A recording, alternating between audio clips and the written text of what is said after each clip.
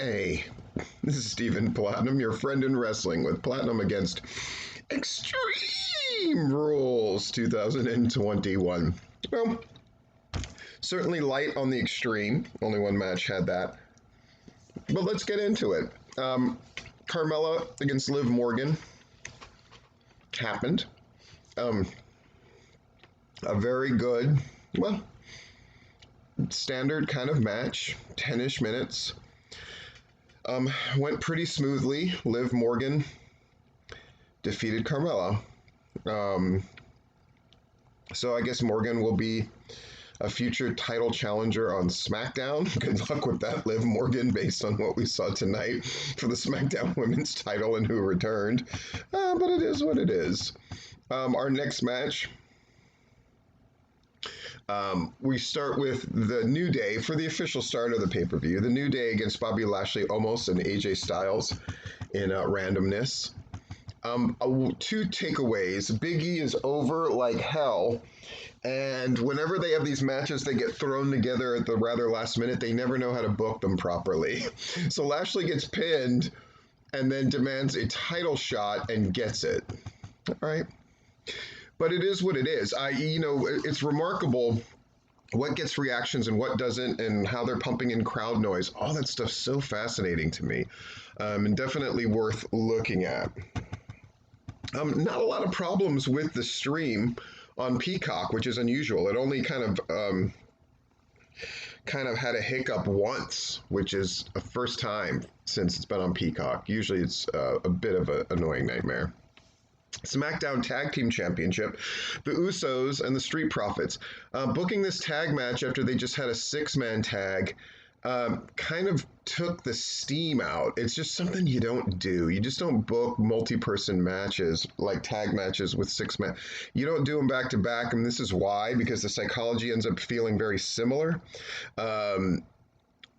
Eventually, the Usos defeat the Street Profits to retain the title. I thought this match was excellent, just very, very, very good. So that was nice to see. Charlotte against Alexa Bliss. I don't know what to say, man. The thing, it was perfectly serviceable, but it just really felt like they were walking through it. The match just felt like it was underwater. There just wasn't a lot to the match. Never for a second did anybody think Alexa Bliss was going to win. And when you have a lot of these matches, this is obvious that this is a pay-per-view where nothing of consequence was going to happen. Nobody was going to win a title, etc., etc., etc. And that's problematic for a lot of people, but perhaps not their hardcore fan base. Damien Priest against Sheamus and Jeff Hardy.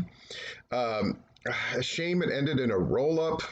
Priest rolls up Sheamus with a schoolboy pin. But the story is how incredibly over Jeff Hardy remains to be, no matter how he is booked. You just can't fight the legitimacy. And I gotta say this, they would be well served to not have Jeff Hardy against Damien Priest, because at least for this Ohio crowd, I think they would have preferred Hardy to win the title over Damien Priest, who's in the midst of his championship push. Just a little bit of advice there. I found it interesting.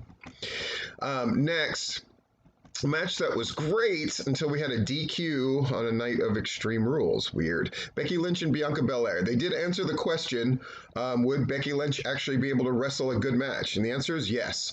The athleticism of Bianca Belair was on full display and just incredibly smooth. I just really enjoyed this match a great deal. I think it's worth checking out and watching, to be honest.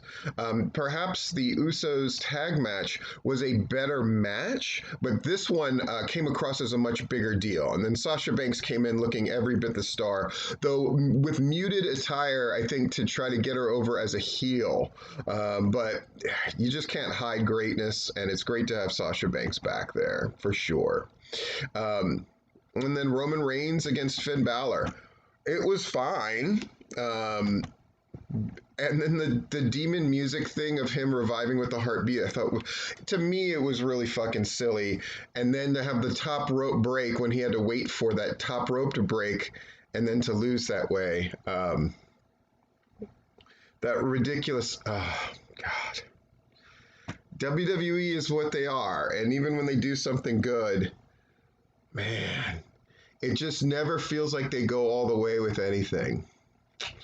And can we rename this pay-per-view and just not call it Extreme Rules? Please.